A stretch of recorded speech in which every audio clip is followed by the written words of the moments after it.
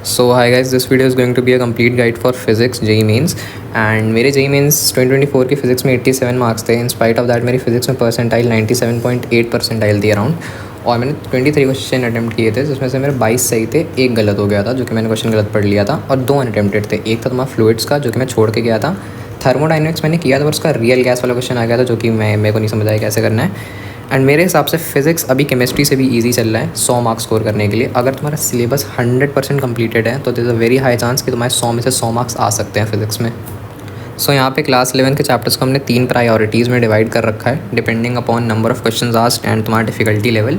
1 में मैंने रखा है तुम्हारा यहाँ पे यूनिट्स एंड डायमेंशन को, इसी के साथ में वेक्टर्स और एरर एनालिसिस को भी ले लो, इससे भी काफ़ी इजी हलवे क्वेश्चन आते हैं। और तुम्हारी एक्सपेरिमेंटल फिजिक्स जिसमें तुम्हारा वर्नियर कैलिपर स्क्रू गॉज है, ठीक है, इससे भी काफ़ी क्वेश्चन पूछे जाते हैं एंड फार्मूला बेस्ड ही रहते हैं मेजॉरिटी टाइम। SHM तुम्हारा टाइम पीरियड मेजॉरिटी पूछा जाता है, ठीक है। एंड काइनेमैटिक्स तुम 1D और 2D कर सकते हो, ठीक है। ग्रेविटेशन से भी तुम्हारे फार्मूला बेस्ड क्वेश्चन ही आते हैं। सॉलिड से इवन बहुत ज़्यादा क्वेश्चन नहीं पूछे जाते, पर ये बहुत ही ईजी चैप्टर है, इसमें बस तुम फार्मूला करके भी चले जाओगे तो भी तुम उसका क्वेश्चन आराम से क्रैक कर लोगे। सो प्रायोरिटी 2 में हमने वो चैप्टर्स डाले हैं जो कि बच्चों को थोड़े से टफ लगते हैं, ठीक है। जैसे कि तुम्हारा हो गया लॉज ऑफ मोशन और तुम्हारा work power energy. Rotation motion तो बच्चों को टफ लगता है पर इससे क्वेश्चंस काफ़ी ज़्यादा पूछे जाते हैं, तो इसको तो ट्राई करना कर ही लो एटलीस्ट।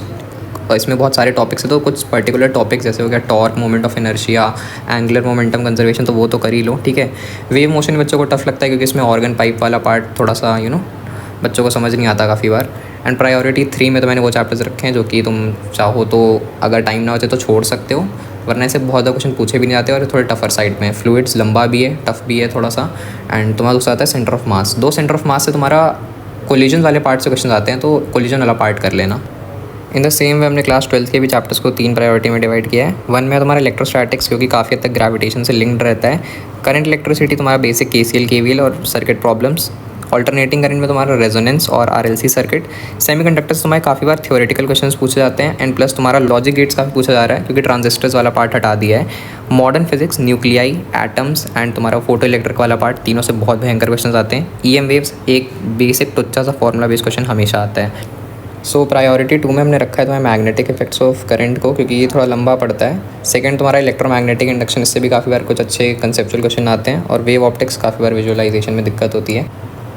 एंड प्रायोरिटी 3 में भले ही मैंने रे ऑप्टिक्स को रखा है लेकिन इसकी वेटेज बहुत हाई है, कभी कभी 2 क्वेश्चन भी आ जाते हैं, पर ये इसलिए मैंने इसको प्रायोरिटी 3 में रखा है क्योंकि काफ़ी लोग को ये टफ लगता है और चैप्टर तो बहुत ही ज़्यादा बड़ा है। एंड इट्स नॉट नेसेसरी कि तुम मेरा ये प्रायोरिटी ऑर्डर फॉलो करो, ठीक है। अपने हिसाब से मैनिपुलेशन कर सकते हो। मैंने तुमको एक रफ आइडिया देने की कोशिश की कौन सा चैप्टर पहले कर सकते हो कौन सा बाद में। सो अब बात करते हैं कि अगर तुमसे क्वेश्चन नहीं बन रहे तो उसका क्या अप्रोच होना चाहिए, ठीक है। पहली चीज़ तो तुम जिस भी कोचिंग से पढ़ रहे हो उसके चैप्टर का नोट्स का कंप्लीट रिवीजन करो जिसमें तुम्हारी थ्योरी भी रिवाइज हो, क्वेश्चंस भी रिवाइज हो, ठीक है। और ट्राई करो कि तुम शॉर्ट नोट्स भी साथ साथ बना लो उसी के। जब तुम ये नोट्स मेन अपने रिवाइज कर रहे हो तो उसका फ़ायदा क्या होगा, पहली चीज़ तुमको याद ज़्यादा रहेगा एंड दूसरी चीज़ जो आगे मैं तुमको क्वेश्चन सॉल्विंग के लिए बोलूँगा उसमें तुमको बार बार अपने मेन नोट्स नहीं पलट के देखने पड़ेंगे, ठीक है। सीधा मेन फॉर्मूले और कंसेप्ट तुमको पता रहेंगे। सो अब बात करते हैं अगर तुमसे बिल्कुल ही क्वेश्चंस नहीं बन रहे तब तुम्हें क्या करना है। इसके लिए तुमको फॉर एग्जांपल करंट इलेक्ट्रिसिटी के क्वेश्चंस हैं जो तुमसे नहीं बन रहे, तुमको उसके जनवरी अटेम्प्ट की वीडियो खोलनी है, ठीक है। उस कंप्लीट लेक्चर को देखना है एंड तुमको ट्राई करना है कि तुम उसमें क्वेश्चंस को अप्रोच कैसे कर रहे हैं सर वो जानो, ठीक है। ये वाला फॉर्मूला यूज़ हो रहा है और यही फॉर्मूला क्यों यूज़ हो रहा है, ये सारी चीज़ें एनालाइज करने की कोशिश करो। भले ही तुम पेन पेपर मत यूज़ करो, तुम सिर्फ बैठ के सुनो लेक्चर को, ठीक है। उसके बाद तुमको वही सेम क्वेश्चंस को सेम डे पर दोबारा खुद से सॉल्व करके देखना है, ठीक है।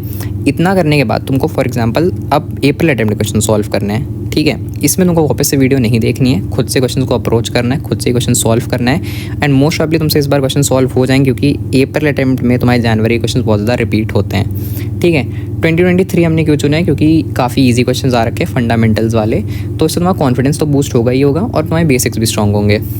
2024 के क्वेश्चन को मैं इसलिए रिकमेंड नहीं कर रहा चैप्टर वाइज सॉल्व करना क्योंकि मैं चाहता हूँ कि तुम 2024 के पेपर्स को एज अ मॉक दो तो वो तुम्हारी प्रैक्टिस अच्छी करा देगा। सो मैं तुमको एक और फ्री रिसोर्स बताता हूँ यूट्यूब पे, तुम JEE वाला चैनल पे जाके करंट इलेक्ट्रिसिटी के मोस्ट इंपॉर्टेंट क्वेश्चन का 1 शॉट जाके देख सकते हो, ठीक है। इस तरह इन्होंने सारे चैप्टर्स के अपलोड कर रखे हैं। इसमें जितने भी JEE मेंस के most important most asked concepts हैं वो सारे इस वीडियो में तुमको कवर्ड मिल जाएंगे। 1.5 घंटे के अराउंड वीडियो जाके देख सकते हो, ठीक है। अगर तुमको बहुत अच्छे लेवल ऑफ क्वेश्चन प्रैक्टिस करनी है तो याद रखना कि तुम ये एड्यू नीति की प्लेलिस्ट जिसमें इन्होंने 2020 के क्वेश्चन करवा रखे हैं वो जाके चेकआउट कर सकते हो।